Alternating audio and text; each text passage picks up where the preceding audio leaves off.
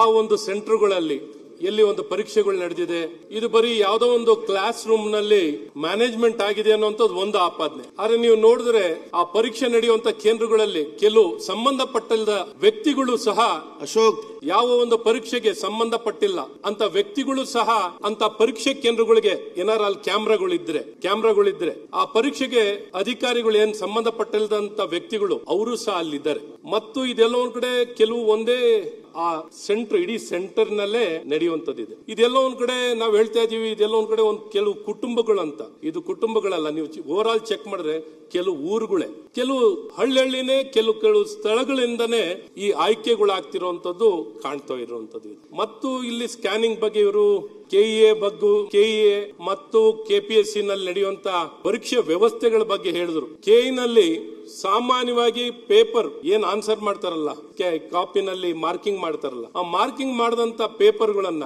ಸಾಮಾನ್ಯ 1 ದಿನ 2 ದಿನದಲ್ಲೇ ಸ್ಕ್ಯಾನಿಂಗ್ ಮಾಡುವಂತದ್ದಾಗುತ್ತೆ. ಕೆಪಿಎಸ್ಸಿ ನಲ್ಲಿ ಕೆಲವು ತಿಂಗಳೇ ತಗೊಳ್ತಾರೆ ಸ್ಕ್ಯಾನಿಂಗ್ ಮಾಡೋದು. ಅದನ್ನು ಸಹ ಅದೇ ಪೆನ್ನು ಅದೇ ವ್ಯಕ್ತಿ ಕೈನಲ್ಲಿ ಮಾಡ್ತಾರೆ. ನೀವು ಫೊರೆನ್ಸಿಕ್ ಕಳಿಸಿದ್ರು ಆ ಸ್ಕ್ಯಾನಿಂಗ್ ಮಾಡಕ್ ಕಳಿಸಿದಾಗ ಫೊರೆನ್ಸಿಕ್ ಕಳಿಸಿದ್ರು ಸಿಕ್ಕಾಕೊಳ್ಳಲ್ಲ. ಯಾಕೆಂದ್ರೆ ಅಷ್ಟೇ ಪ್ರೆಷರ್ ನಲ್ಲಿ ಹಾಕಿರುವಂತ ಅದೇ ಪೆನ್ ಅಲ್ಲಿ ಬಳಕೆ ಮಾಡಿರೋದ್ರಿಂದ ಸಿಕ್ಕಾಕೊಳ್ಳಲ್ಲ. ಈ ರೀತಿ ಇಲ್ಲಿ ಏನು ಹೇಳ್ತಿದ್ದಾರೋ ನಾನ್ ಕೇಳೋದು, ಇವತ್ತು ಸರ್ಕಾರದ ಜವಾಬ್ದಾರಿ ಇವರು ಹೇಳ್ತಾ ಇದಾರೆ. ಈ ಸೆಂಟರ್ಗಳು ಎಲ್ಲಾ ಕಡೆ ಪರೀಕ್ಷೆ ನಡೆಯುತ್ತಲ್ಲ ಸರ್, ಈ ವಿಜಿಲೆನ್ಸ್ ಮಾಹಿತಿಗಳನ್ನು ಮಾನಿಟರಿಂಗ್ ಸರ್ಕಾರಕ್ಕೆ ಇಂಟೆಲಿಜೆನ್ಸ್ ಇನ್ಫಾರ್ಮೇಶನ್ ಇರಲ್ವಾ? ಇನ್ಫಾರ್ಮೇಶನ್ ಇಲ್ಲದೆ ನಡೆಯುವಂತದ್ದಾಗುತ್ತಾ? ನಾನು ಯಾಕೆ ಏನ್ ಹೇಳ್ತಿದ್ದೀನಿ, ಇವತ್ತು ಅಂತದೇನಾರ ಸುಧಾರಣೆನಲ್ಲಿ ಇಂಟರ್ವ್ಯೂ ಮಾಡಬೇಕು, ಅವ್ರು ಮಾಡ್ಬೇಕಾಗಿದ್ರೆ ಅಲ್ಲಿ ಮಾಡ್ಕೊಳ್ಳಿ ಸಭಾಧ್ಯಕ್ಷರೇ. ಆದ್ರೆ ಈ ಪರೀಕ್ಷೆ ನಡೆಸುವಂತದ್ದು, ನಾನು ಹೇಳೋದು ಈ ಪರೀಕ್ಷೆ ನಡೆಸುವಂತದ್ದು, ಈಗೇನು ಅವರು ಮಂತ್ರಿಗಳು ಹೇಳ್ತಿದ್ರು ಪೇಪರ್ ಸೆಟ್ಟಿಂಗ್ ಮಾಡಕ್ಕೆ ಬೇರೆಯವರು, ಅಥವಾ ಎಕ್ಸಾಮಿನೇಷನ್ ಕಂಡಕ್ಟ್ ಮಾಡಲಿಕ್ಕೆ ಬೇರೆಯವರು, ಎವ್ಯಾಲ್ಯೂಯೇಷನ್ ಮಾಡ್ಲಿಕ್ಕೆ ಬೇರೆ ಮಾಡ್ಕೊಳ್ಳಿ. ಈ ರೀತಿ ಪ್ರತ್ಯೇಕ ಏನಾರು ಮಾಡ್ಕೊಂಡ್ರೆ, ಪ್ರತ್ಯೇಕವಾಗಿ ಜವಾಬ್ದಾರಿಗಳನ್ನ ಹಂಚಿಕೆ ಮಾಡ್ಕೊಳ್ಳುವಂತದ್ದಾದ್ರೆ ಇದಕ್ಕೇನಾದ್ರು ಒಂದಿಷ್ಟು ಪರಿಹಾರ ಕಾಣಬಹುದು. ಇವತ್ತು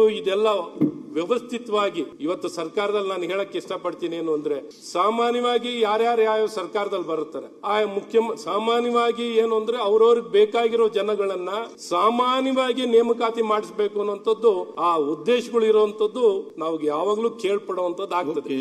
ಇದು ಇಲ್ಲೂ ನಡೆದಿರುವಂತದ್ದು ಆಗ್ತಿದೆ. ಮತ್ತೆ ಇನ್ನೊಂದು ಬಹಳ ಮುಖ್ಯವಾಗಿ ಏನ್ ಹೇಳಕ್ ಇಷ್ಟಪಡ್ತೀನಿ, ಈ ಪರೀಕ್ಷೆಗಳು ನಡೆದು ಸಭಾಧ್ಯಕ್ಷರೇ, ಈ ಪರೀಕ್ಷೆಗಳು ನಡೆದ ನಂತರ ರಿಸಲ್ಟ್ ಬಂದ ನಂತರ ತುಂಬಾ ಜನ ಸರ್ಟಿಫಿಕೇಟ್ ಎನ್ಕ್ಲೋಸ್ ಮಾಡಿರಲ್ಲ, ಅಂತ ಸರ್ಟಿಫಿಕೇಟ್ಗಳನ್ನ ರಿಸಲ್ಟ್ ಬಂದಾದ್ಮೇಲೆ ಎನ್ಕ್ಲೋಸ್ ಮಾಡುವಂತದ್ದಾಗುತ್ತೆ. ಫಿಸಿಕಲಿ ಹ್ಯಾಂಡಿಕ್ಯಾಪ್ ಸರ್ಟಿಫಿಕೇಟ್ಗಳು, ಬೇರೆ ಬೇರೆ ಸರ್ಟಿಫಿಕೇಟ್ಗಳು, ಯಾವ ಕೋಟಾದಲ್ಲಿ ಹೋದ್ರೆ ನಮ್ಗೆ ಉದ್ಯೋಗ ಸಿಗುತ್ತೆ, ಯಾವ ಖಾಲಿಗಳು ರಿಸಲ್ಟ್ ಗಳಲ್ಲಿ ಏನೇನ್ ವೇಕೆನ್ಸಿ ಸಿಗುತ್ತೆ ಅಂತ ನೋಡ್ಕೊಂಡು ಸರ್ಟಿಫಿಕೇಟ್ಗಳು ಎನ್ಕ್ಲೋಸ್ ಮಾಡುವಂತದ್ದಾಗ್ತಿದೆ.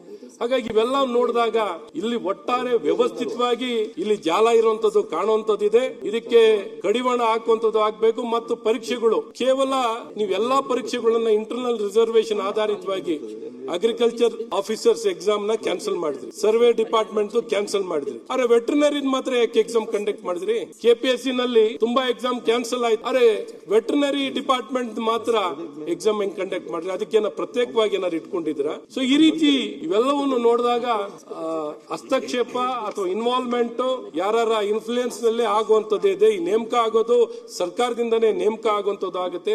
ಇವೆಲ್ಲ ಹಿನ್ನೆಲೆಯಲ್ಲಿ ನಾನು ಸರ್ಕಾರವನ್ನ ಒತ್ತಾಯ ಮಾಡೋದೇನು, ಖಂಡಿತ ಇದನ್ನ ನೀವು ಸದನ ಸಮಿತಿ ಮಾಡೋದು ಒಂದ್ ಭಾಗ, ಅರೆ ಇದು SIT ತನಿಖೆ, ಕೋರ್ಟ್ ಮಾನಿಟರ್ಡ್ SIT ಈಗಾಗಿರುವಂತ ಘಟನೆಗೆ SIT ತನಿಖೆ ಆಗ್ಲೇಬೇಕು ಅನ್ನುವಂತ ಒತ್ತಾಯವನ್ನ ನಾನು ಸರ್ಕಾರವನ್ನ ಮಾಡ್ತೇನೆ.